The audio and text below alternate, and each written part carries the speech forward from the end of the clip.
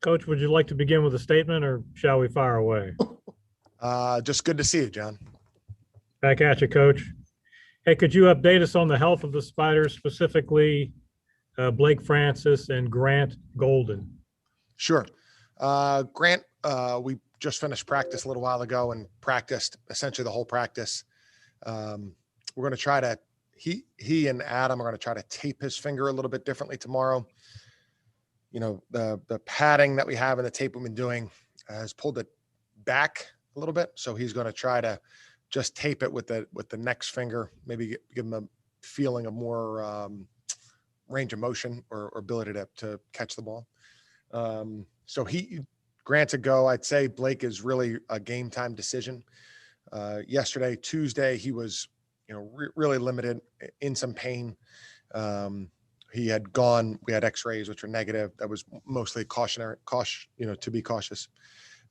Today he was much better, but still in pain. Could only move a little bit, shot for some free throws. So I think, Blake is very much a game time decision. Hey, if I could follow up, are you surprised that VCU, it appears, will not leave the Siegel Center and the University of Richmond will not get to the Robbins Center during this tournament run? Yes. I was on the radio show last night with Bob, and I thought there was something that went out from the league on last week that we would both play in the others arena. So that was the most I knew about it.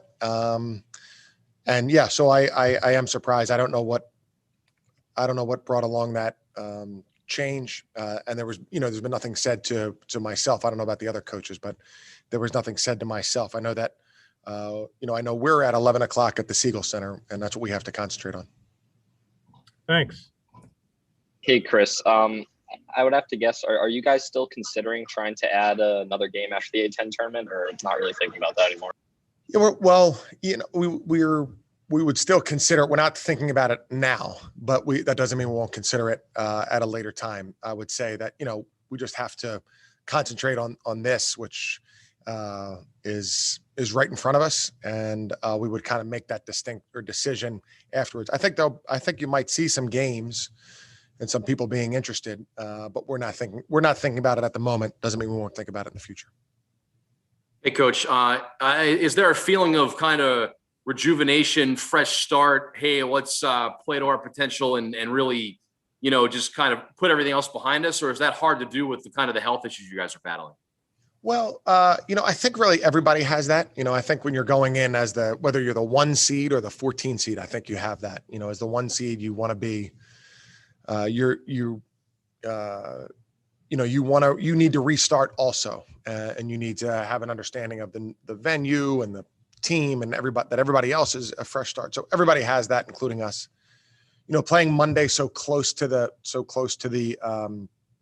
tournament changes that a little bit. The circumstances of the game where Blake was injured, hurts that a little bit. But that is the overall feel that, hey, we're really concentrating on Thursday at 11, not necessarily even the rest of the field or the venues or, the week off in between, all those things. We're really focused on Thursday at 11.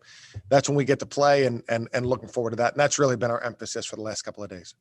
Is there a play angry kind of mindset with your guys just based on how Monday ended and, a little motivation there?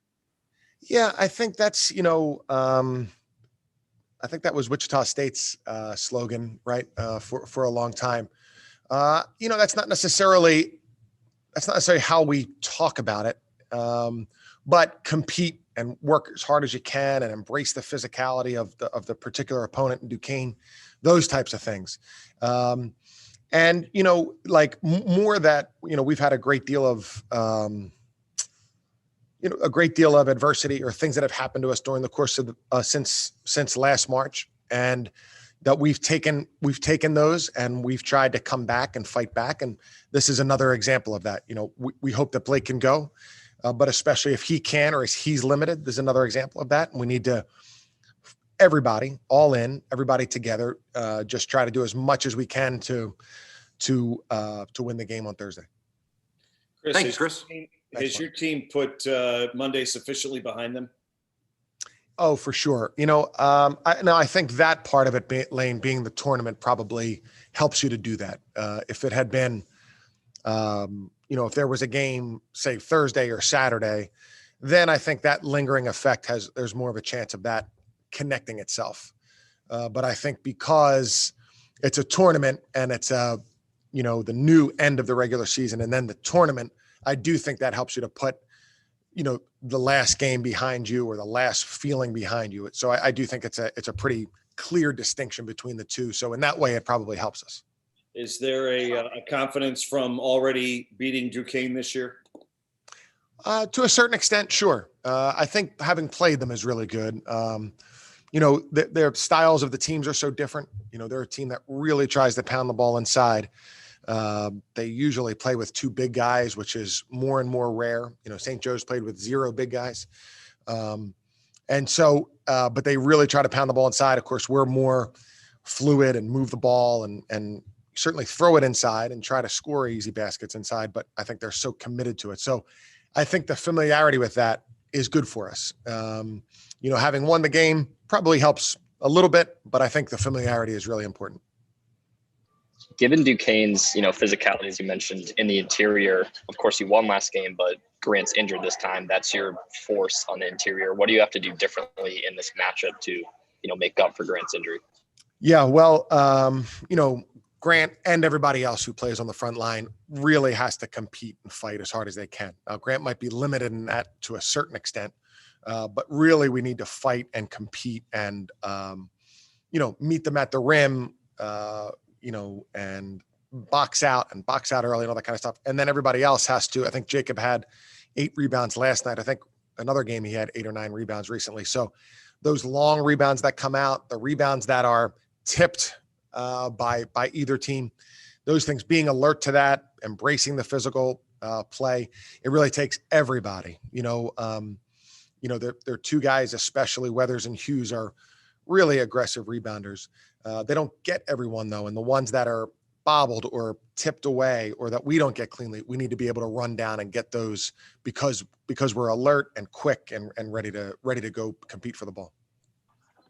Hey, Chris, I'm assuming if Blake does not go for you tomorrow, Isaiah Wilson may get more time. What have you liked from him the last few games where he will probably see more action against Duquesne? Yeah. Well, Isaiah has great energy. He has a potential to be an elite defender. He pressures the ball very well. And I think, the more and more he's out there, a lot of times in general, your defense really enhances your offense or propels your offense. I think the more time he's out there, we'll see more and more of his overall playmaking ability. And, he's a good player and has played well here recently. And I do think the ball pressure that he can provide is something that's really valuable to us. I think when we've had our best defensive games, it has started there. It has started with good ball pressure on defense. So we're confident that Zay can give us a really good game. For coming, Tyler. Yes, sir. Hey, in light of Monday's result and the subsequent seeding in the A10 tournament and Blake's situation, how about describing the Spiders' mindset heading into this tournament? So we just completely hit the reset button, new season, and it's really time to grind this one out and really, really get what we've been working for. If I may follow up by asking if you have any recollections that you want to hold on to from that first Duquesne game. A little bit, like the game plan. We know what they can do. We've seen them before. We know number 0 is a good scorer, a good shooter. 44 knocks down the shot as well. Weathers, number 5 inside, is pretty strong, pretty tough. He was a big rebounding presence for him last game. And this game, we're really going to hit the glass hard, really mitigate second chance buckets, and hopefully we come out with the win. Hey, Tyler, if I can ask, who spoke the most on the team about resetting the season and moving ahead to Duquesne tomorrow? Really all the seniors. I mean, it's our last chance to be great that we know of right now. It's our last chance to make a run. It's our last chance to make some noise and show these people what we can really do. So it's just been senior leadership and then really top to bottom, we're all on the same page. We're going to hit the reset button. We're going to come out firing tomorrow. Hey, Tyler, Tyler, do you feel an added burden in this game? Just, knowing Duquesne's physicality inside and knowing Grant's injury, do you feel like you and Nate have to do more down low? Yeah, I think Grant's hand injury, obviously that's real. It's something that's there. But at the same time, I think either way, whether Grant's injured, whether Grant's not injured, we're going to have to bring it if we're going to win this tournament and really make a run this year. So yes and no, just because we're really just going to have to fire anyways. So we're just going to play hard. How would you evaluate your own play in these last 2 weeks since coming out of the COVID pause and in this final stretch? Yeah, I don't think I've been playing to my maximum potential, I would say. But just like some personal things, I think I need to just put to the side and really get down and dig in and just get ready to win. Tyler, you guys have moved past it, obviously, but is there kind of a play angry mindset just based on how the season ended and, you guys knowing you probably didn't maximize your potential maybe? Oh, you're talking about like from last year, like based on No, I mean like you guys fall on Monday unexpectedly. You had some adversity this season, obviously. Is there kind of like a play angry mindset as you turn around and enter this tournament here? A little bit, but not really. You can either use that as an excuse or you can just rise above and really buckle down and get these wins. Yeah, COVID did happen, but that happened a couple of weeks ago, and now we have the A10 tournament that starts tomorrow. COVID shouldn't be involved with that one, so it's really we got to buckle down and we got to just come out and win.